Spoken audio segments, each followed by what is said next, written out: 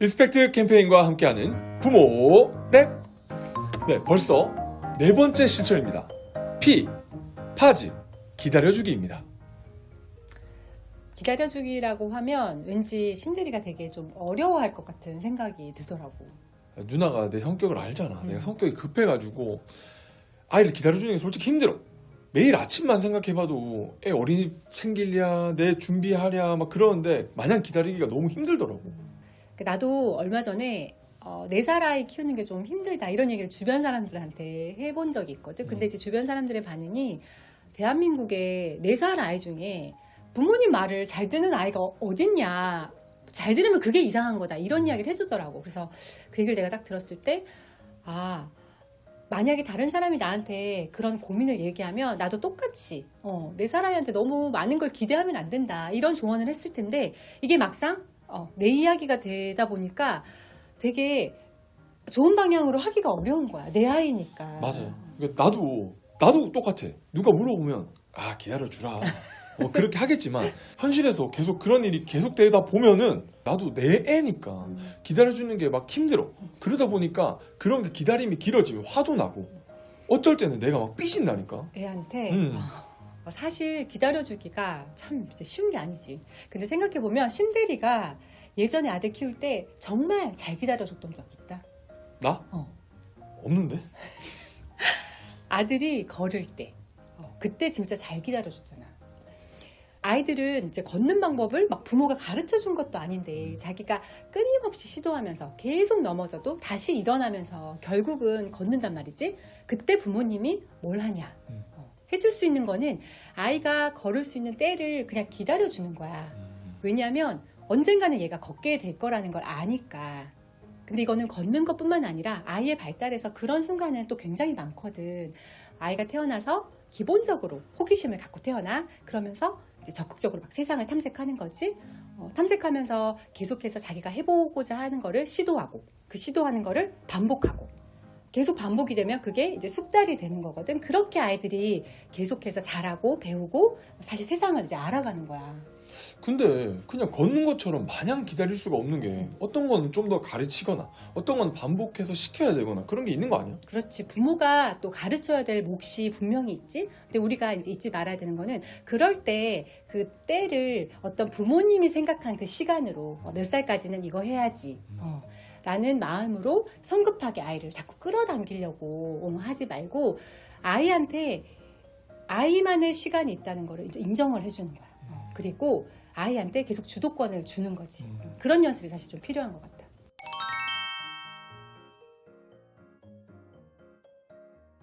신대리는 아들 키우면서 특별히 이제 기다리는 게 어려웠던 그런 경우가 있었어?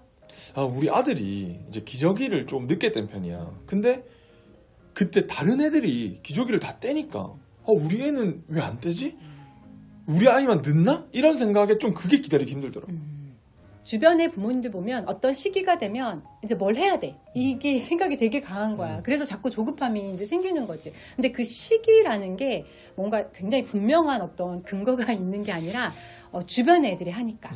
다른 사람이 하니까 우리 아이가 못하는 거에 대해서 계속해서 못 기다려주고 이제 성급하게 되는 건데, 사실 기저귀 떼기도 그거를 해야 하는 일정한 기간이 있기는 하지만 아이마다 사실 시도하는 게 다 다르거든. 그래서 부모님이 너무 이제 다른 아이랑 비교하면서 스트레스를 받거나 못 기다려주거나 막 그렇게 할 필요 없는 것 같아. 그래서 예를 들면 유아 변기에 아이한테 계속 앉아라 강조하는 것보다 그걸 아이가 좀 거부를 하면 잠깐 치웠다가 한두 달 있다가 다시 소개해주면 그 사이에 아이가 커가지고 한번 앉아보기도 하고, 이게 양상이 좀 달라질 수 있거든. 그래서 여유를 갖는 게 사실 좀 중요한 것 같아. 그러니까 기다려주기만 하면 애들이 스스로 배우고 할 수 있는데, 근데 사실 나는 내가 급해가지고 먹여주고 입혀주고 재워주고 막 그런 게 있거든. 사실 맞아. 부모님이 급하니까 그렇게 막 도움을 주기 시작했어. 왜냐면 그게 편하거든. 밥 먹을 때도 자꾸 흘리는데 이제 부모님이 먹여주면 깔끔하게 먹을 수 있잖아. 근데 어느 순간 그렇게 하다 보면 아이가 컸어.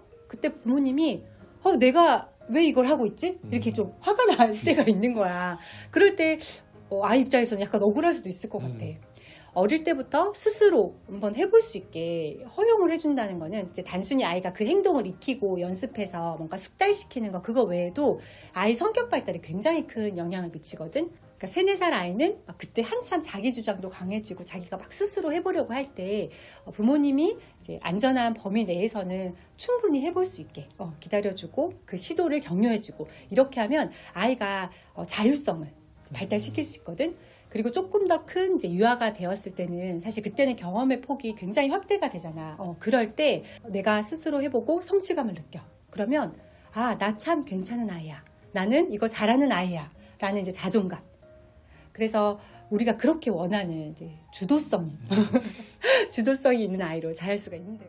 아, 단순하게 그냥 기다리는 게 아니라 그런 의미가 있는 행동이구나. 그렇지. 그러면 이제 진짜로 좀 기다려주기 위해서는 급하게 하지 말고 좀 마음의 여유를 가지긴 해야겠네. 그치. 근데 사실 우리가 아침을 생각하면 그때 얼마나 바빠. 회사가 준비도 해야 되고 애도 챙겨야 되고 그 2가지를 참 다 하는 게 굉장히 힘들잖아. 심들이 그때 좀 기다려줄 수 있는 상황이 돼? 어때? 5년 동안 내가 이제 등원 하원을 시켰거든.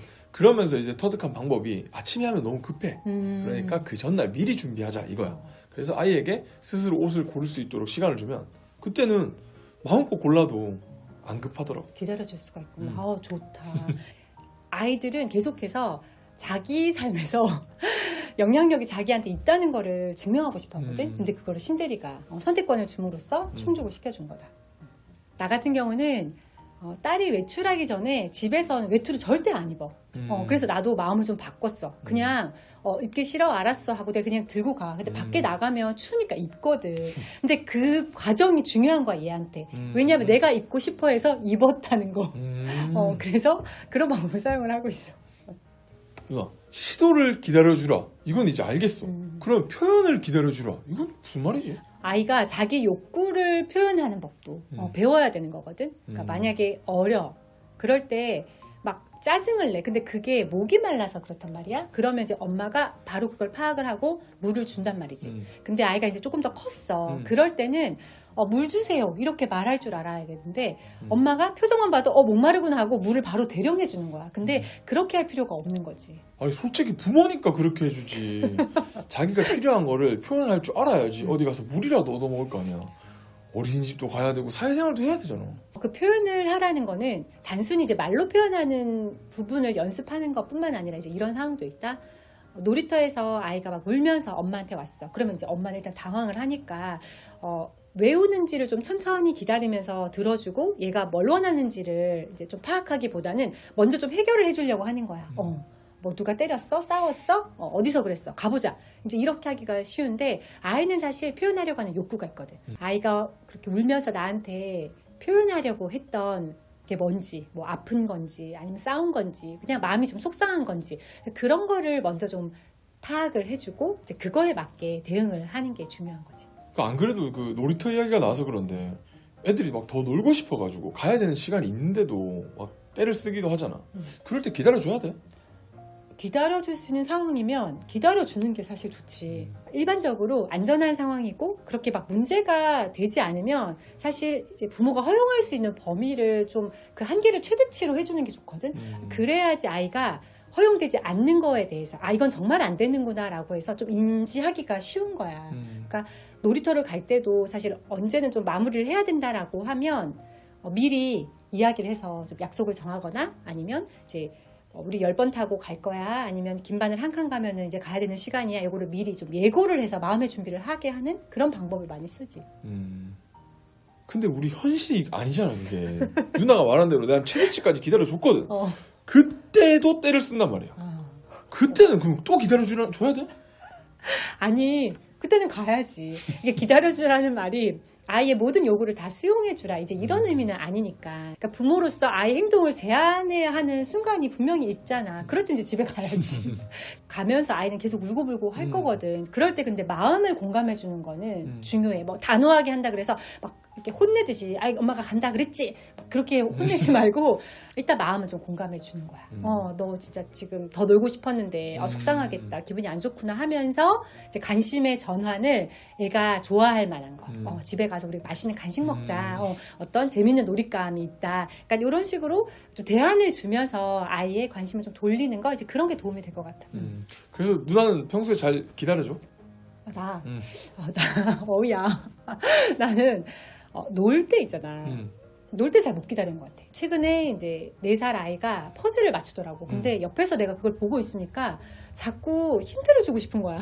그래서 그 마음을 꾹 참고 기다려주려고 이제 다른 걸 했어. 그러고 나서 어느 순간 보니까 얘가 다 맞췄더라고. 그러니까 이렇게 기다려주면 사실 혼자 할 수 있는 건데 이렇게 쳐다보고 있으면 자꾸 혼수를 둘 수밖에 없는 거지. 퍼즐은 순서나 방법이 있는 게 아니라서 맞추기만 하면 되잖아. 근데 아이가 커가면서 규칙이 있는 거를 하는 경우가 있거든. 규칙이 있는데 그걸 자기만의 방식으로 막 하려고 해. 근데 그게 되게 바람직한 모습이기도 하거든. 그런가? 그러니까 규칙을 배우고 익히는 것, 그것도 이제 중요하지만 또 한편으로는 자기만의 방법을 고안해내는 것도 굉장히 창의적인 거잖아. 그래서 일부러 어린이집에서는 뭔가 게임판을 주고 나서 아이들 스스로 막 규칙을 만들어보고 게임을 전개시켜보기도 하거든. 근데 그럴 때 부모님이 어떤 반응을 할 거냐. 무조건 이게 정답이다 하면서 가르쳐 줄 거냐.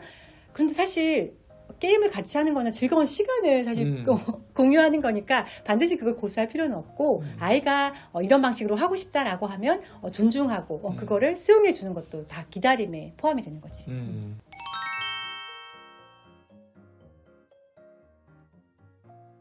이 말은 애들이 어떤 상황이나 문제에 처했을 때 바로 막 개입하지 말고 조금 상황 파악을 해봐라 이 말이네. 잘한다. 부모님들이 사실 보면은 아이들이 그 행동을 하는 데는 다 이유가 있잖아. 이제 그럴 때 부모님이 조금만 그 상황 앞에서 뭐 흥분될 수도 있고 화가 날 수도 있고 그럴 때 멈춰서 좀 생각을 해보고 기다려보라는 거지. 그래서 우리 애가 왜 저렇게 행동하나, 우리 애가 왜 저렇게 반응하나, 아니면 이게 지금 상황의 전후 맥락이 어떻게 되는 거지 하는 거를 잠깐 멈추고 관찰하면 우리 아이를 제일 잘하는 부모님이기 때문에 그걸 파악할 수가 있거든. 이제 그런 시간을 좀 가지라는 의미인 거지. 사실 난 이럴 때는 형제 자매끼리 싸우는 게 생각나. 근데 부모는 예를 들어서 형이 소리를 막 질렀어. 그럼 그 장면을 딱 보고 판단해가지고 이제 움직이는 게 쉽거든. 근데 그럴 때 좀 멈춰야 된다는 거지. 왜냐면 형이 왜 소리를 지르냐 하면 동생이 사실 조용조용히 형을 이렇게 좀 한 경우도 있거든. 그러니까 나는 4살, 10살 이렇게 터울이 큰 자매를 키우는데도 엄청 싸워, 엄청. 그래서 내가 책을 찾아봤다니까. 도대체 얼마나 싸우나 했더니 평균적으로 1시간에 6.3회를 싸운대, 형제자매가. 어떤 연구에서. 그러니까 10분에 한 번은 계속 싸우는 게 너무 당연한 거야. 그러니까 그렇게 싸울 때 부모님이 사실 한쪽 편을 들기가 쉽고 아니면 빨리 좀 결론을 내려주기를 아이들이 바랄 수도 있어. 그런데 그럴 때 멈추고 관찰한다는 거는 각자의 입장이 다 있고 각자가 사실 억울하지 않을 어쨌든 윈윈 전략을 찾아서 뭔가 해결이 되는 거 그거를 이제 부모가 계속 지원을 해주고 하는 게 중요하거든. 근데 이게 형제 자매만의 문제가 아닌 것 같아.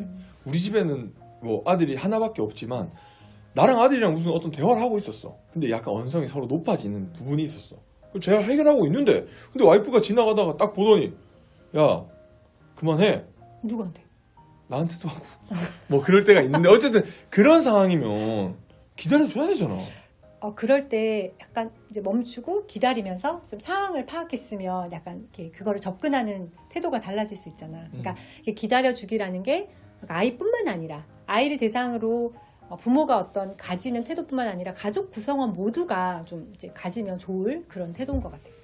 그러니까 기다려주는 게 꼭 아이를 위해서만 좋은 게 아니라 어른들한테도 도움이 되는 것 같아. 어떤 상황을 기다리면 화가 날 때 좀 누를 수 있고 그러다 보면 아이에게 더 친근하게 대해줄 수 있고 이제 이런 것 같아. 나 요즘에 기다리는 거 되게 잘해. 부자 되고 싶어가지고 3만 원 이상 쓸 때 10번 생각하자. 요즘 이렇게 살고 있거든. 근데 아이를 잘 키우는 일이 얼마나 중요해. 아이를 키울 때도 10번 생각하고 10번 기다려주고 이렇게 할 수 있을 것 같아. 그치. 이제 기다려줄 때 마음속으로 숫자를 세면서 기다리는 것도 또 좋은 방법이기도 하니까 그런 식으로라도 어쨌든 좀 오늘 배운 거를 실천해 봤으면 좋겠다. 네, 이번 시간은 파즈 기다려주기라는 주제로 이야기를 나눠봤는데요. 부모님들도 가정에서 어린이집에서 기다려주기를 한번 실천해보는 게 어떨까요? 지금까지 부모랩